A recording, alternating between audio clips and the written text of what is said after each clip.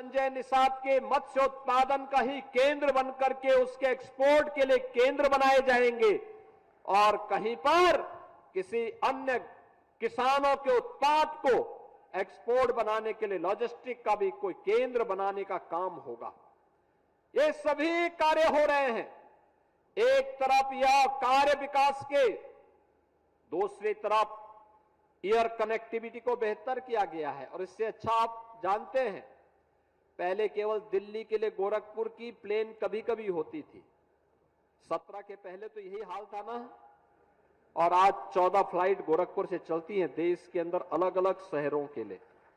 14 की 14 फुल भर करके जाती है, जगह नहीं मिल पाती लोगों को।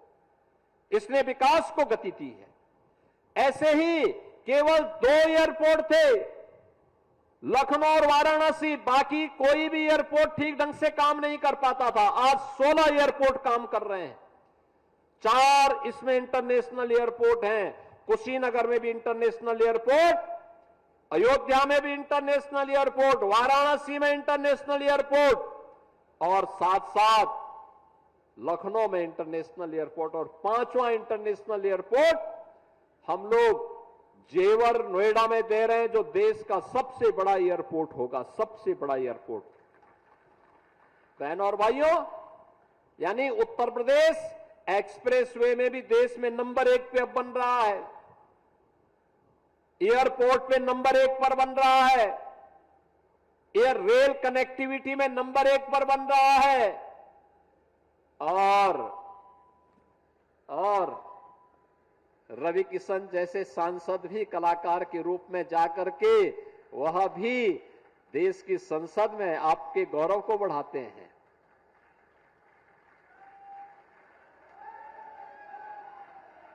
कितने लोगों ने रवि किशन की फिल्म देखी है? कितने लोगों ने देखी है? और फ्री में कितने लोगों ने देखी है? फ्री में नहीं देखी है तो अब मैं उनसे कहूंगा कि एक फ्री में भी दिखा देंगे। यानी फिल्म भी फ्री और खाना भी फ्री। सहमत है ना? सहमत है ना? और उनका रामगढ़ ताल के किनारे आवास भी है, कभी कभी जाया करें, कभी कभी वहां जाया करिए। वहां लिट्टी चोखा खिलाएंगे आप लोगों को।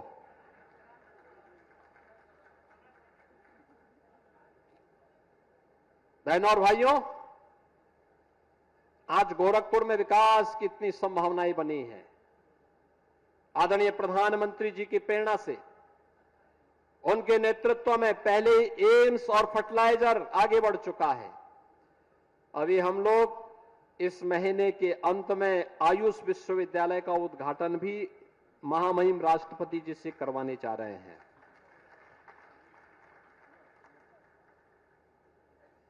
अब आप देखिए, लखनऊ के लिए आपकी दूरी, पहले अयोध्या होते हुए आप जाते थे, ये हाईवे है, हाईवे से आप जाते थे 3.5 से 4 घंटे लगते थे। और अब पूर्वांचल का ये गोरखपुर लिंक एक्सप्रेसवे बनने के बाद इस दूरी को तय करने में आपको लखनऊ, गोरखपुर से लखनऊ की दूरी तय करने में मात्र 3 घंटे लगेंगे। 3 घंटे, 3 घंटे के अंदर। मैं स्वयं आजमगढ़ में जहां हमने उद्घाटन, वहां पे एक सुबह कार्यक्रम किया था, वहां से यहां आने में मुझे 1 घंटा लगा। और मैं पूछ रहा था कि वहां से लखनऊ जाने में कितना समय लगा, तो वो मात्र 2 घंटा वहां से लगा। यानी समय की बचत, आरामदायक सफर, कहीं कोई हिचकोला भी नहीं, कहीं कोई धक्का मुक्की भी नहीं, आरामदायक सफर, आनंददायक सफर और विकास की गति को बढ़ाने वाला भी साबित होगा। अब पूर्वी उत्तर प्रदेश के नौजवानों को और उत्तर प्रदेश के नौजवानों को ये एक्सप्रेस वे का एक बेहतरीन संजाल बिछने के बाद जब उद्योग भी लगेंगे और उद्योग लगेंगे, तो नौकरी के लिए बाहर नहीं जाना पड़ेगा, अब यहीं पे रोजगार और नौकरी मिलेगी। पहले ही यहां पे 40 से 50 हजार नौजवानों को मिल चुका है, शेष अन्य नौजवानों को भी नौकरी की संभावना यहीं पे बनेगी। और जो कुछ बाकी बचे होंगे, जो लोग उद्योग में काम करने के इच्छुक नहीं होंगे, सरकारी नौकरी नहीं करना चाहेंगे, तो रवि किशन की फिल्म तो आपके लिए इंतजार कर ही रही होगी। बहनों और भाइयों, कला का सम्मान होना चाहिए। आपने विकास पर अभी प्रणव सिंह का एक गाना सुना, इन्होंने गोरखपुर महोत्सव का थीम और उत्तर प्रदेश महोत्सव का भी थीम जो गीत था वह इन्होंने ही लिखा था और बहुत अच्छा गाया भी था, बहुत अच्छा गाया था। पूरी विरासत के साथ जोड़ती है कला, और उत्तर प्रदेश आज विरासत और विकास का एक अद्भुत संगम बना है। महासंगम में आपने प्रयागराज में महाकुंभ के दौरान स्नान का आनंद लिया था, पुण्य के भागीदार बने थे। योग का जो प्रोटोकॉल भारत सरकार के आयुष मंत्रालय ने जारी किया, उसके अनुसार हम भी आरोग्यता के लिए, संपूर्ण आरोग्यता के लिए योग के इस कार्यक्रम के साथ जुड़ करके एक स्वस्थ दिनचर्या को अपने जीवन का हिस्सा बनाएं, क्योंकि शरीर माध्यम खलु धर्म साधनम। याद रखना, जितने भी धर्म के साधन हैं, धर्म, अर्थ, काम और मोक्ष से तभी पूरे हो सकते हैं जब आपके पास स्वस्थ शरीर होगा। स्वस्थ शरीर के लिए योग, एक साथ पूरे देश में योग की इस प्रक्रिया के साथ हम भी जुड़े, दुनिया भी जुड़ेगी, भारत की विरासत पर गौरव की अनुभूति करेगी और विकास की गति को आगे बढ़ाने का एक कार्य होगा।